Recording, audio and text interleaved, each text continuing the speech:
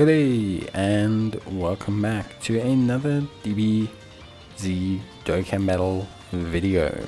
In this video we're going to be taking a look at Ultimate Clash, and I will be covering Broly and then afterwards covering how I beat all the other bosses using pretty free-to-play friendly teams. There are a couple summonable units and one of my teams is definitely not free-to-play friendly, but we'll discuss that when we get there.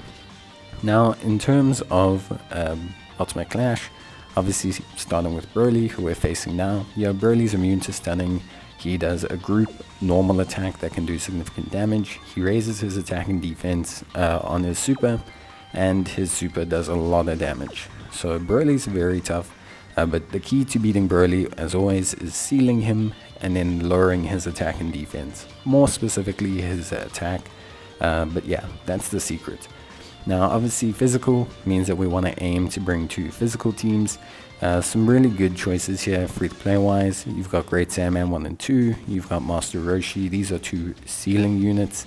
When it comes to lowering attack and defense, this is where things got really tough, and here I had to really bring Launch, because Launch is a great unit. You can fire multiple attacks, all greatly lowering attack and defense, and this was pretty crucial. Beyond that, we have the Kaioken Goku, or the Z Goku, from the Greatest Warrior missions, who does a really good job as well. And we have the Gohan from the SBR, ESBR as well. So we have a really decent selection of free-to-play units with summonable Launch and obviously the summonable third-year LRs. Now the third-year LRs actually aren't that big a deal. You could probably switch them out, at least for something a bit more usable. Yeah, that's what I would say. You can use the extreme team as well. There's some really good extreme options. If you look at like Mecha Frieza and King Cold, and just really strong options on that side as well, who are good at lowering attack. In terms of sealing, definitely bring Great Saiyaman 1 and 2. They're super crucial here. Master Roshi, remember, he only seals on his 18 key, so if you're looking to use him to seal, that's super important. Now beyond that, there's not anything too crazy in terms of Broly. Like, there's not anything too wild. Once you've got him sealed and you can begin just lowering his attack, he actually becomes a very simple fight. Like, he becomes a very simple fight that isn't honestly too hard. Obviously you want to make sure you maintain him being sealed, so you want to split Master Roshi, you want to split Great Saiyaman 1 and 2, you want to have them be on different rotations. But yeah, in general I would say he's not that difficult once you can get the ball rolling. Once you seal him, once you attack lower him, everything runs fine. Beyond that, the group AoE can hit relatively hard. Once you've lowered his attack, it doesn't hit tremendously hard. At least, from my experience, it doesn't hit like super duper hard. Now it can be a little bit of a war of attrition with so many free-to-play units. It can take you a while, so just be patient. Make sure you prioritize key on the units that you need to. Make sure you prioritize 18 keys on Master Roshi, and that you prioritize 12 keys on the Great Saiyaman 1 and 2, because they don't seal with their 18 key, and then that means you have to rely on their additional attack, and although that has a good chance to proc against extreme, it's not really something, it's not really something I would suggest, at least from my side. I would say rather just get them their 12 key, guarantee the seal, and take it from there. Even though their 18 key provides a 2-turn buff, it's just not something I would suggest. So obviously I just skipped ahead a little bit because it was just rinse and repeat, sealing and attack lowering, sealing and attack lowering. Goku's active skill comes in handy for a little bit of extra damage, so that's really cool. Otherwise, other than that, everything pretty much ran as one would expect or wanted to run, basically. So yeah, beyond that, everything was super duper chilled, and yeah, really didn't have any major issues, and yeah, everything ran smoothly. So now we'll go through all the other bosses. I'll touch on their abilities, and I'll just briefly discuss the teams that I selected. so that you guys have a decent basis upon which to hopefully build your winning teams. So we'll start with Chaozu, who is able to lock character switching and stun.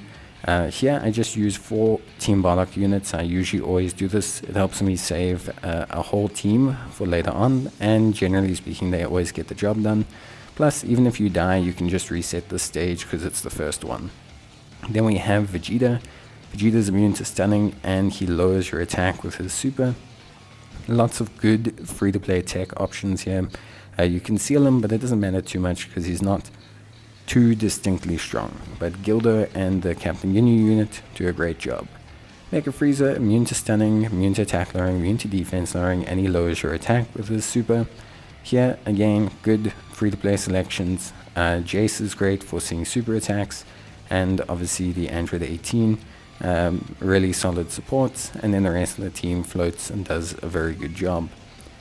Then you have Tapion, who's the exact same as Frieza. So stunning, immune to stunning, attack, lowering, defense, and he lowers your super attack damage as well. Here as well, just super duper solid. Ribrianne, a great choice. Videl and Gohan, nice big damage, and Yardrat Goku, very solid. Gotenks and Ghost, good for healing as well. And then we have Goku, who's the head of a stage 2. He's immune to stunning, he is immune to attack lowering, defense lowering, and he will massively lower your defense, which is a big problem. Here, this is one of my stronger teams.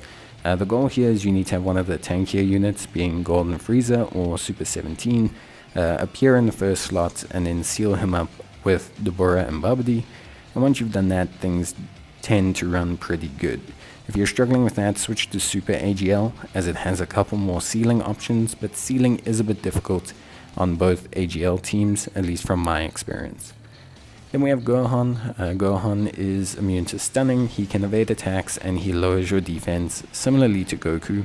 Now you can lower his attack and defense, which is where Android 16 comes in handy, along with tanking. Frieza also comes in handy, and the Captain Ginyu also comes in handy with his sealing. So all very good there. Then we have Bojack, a slightly stronger team here. He's immune to stunning, attack lowering, defense lowering, and he raises his defense. The big help here is actually God Goku and the Master Roshi and Tien, as they have sealing capabilities, as well as the Oob, who features with them the ability to heal us, which is very helpful. Then beyond that, we have the Super Buu. Now Super Buu can evade attacks and he heals a lot of health. So what you want to do is you want to seal him, but ideally you want to stun him. This is where Mai and Paikuhan really come into handy. Margarita also comes in handy with the sealing. And honestly, those units play a far more crucial role than the other AGL units. So although they are very strong units, they do very well for damage. But honestly speaking, you need to really stun them up. That's super duper crucial. From there, everything becomes a lot easier. If you just stun him, your life is very simple. And then finally we have Gotenks, and Gotenks is immune to stunning, he can evade, he fires multiple supers, and he has a chance to stun you. Here, very simple, basically tank with the Krillin and Bpan and with the SS3 Vegeta, and then just seal him up with Chi-Chi, and then yeah, from there it's pretty easy. Bpan allows you to kind of cheat a lot of the physical bosses because she heals so much damage. Like you can take 300k supers and then she hits them and then you heal up everything. So as long as you have Bpan, you're kind of guaranteed to win the physical rounds. But yeah, and that's it. That covers everything you need to know about this generation of the Virtual Dokkan Ultimate Clash. If you guys need any more assistance, you can let me know in the comments down below, and I will gladly assist you. That's it from me. Bye.